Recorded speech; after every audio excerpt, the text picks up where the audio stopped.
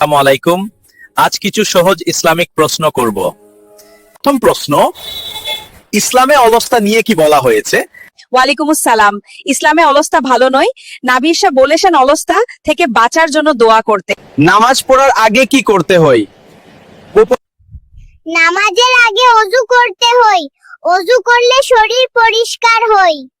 গীবত মানে কি? গিবট মানে কারো পেছনে খারাপ কথা বলা। সে শুনলে যেটা কষ্ট পাবে সেটাই গিবট।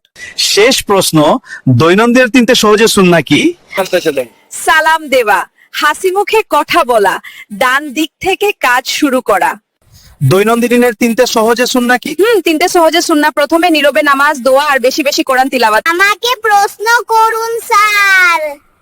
প্রশ্ন করলে তুমি পারবা। হে- হ্যাঁ, আমি পারবো স্যার। বলো তো আমাদের শেষ নবীর নাম কি?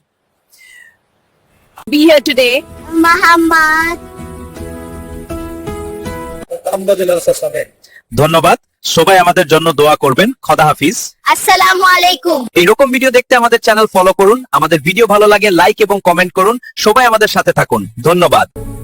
আমাদের চ্যানেলটা ফলো ও লাইক করবেন।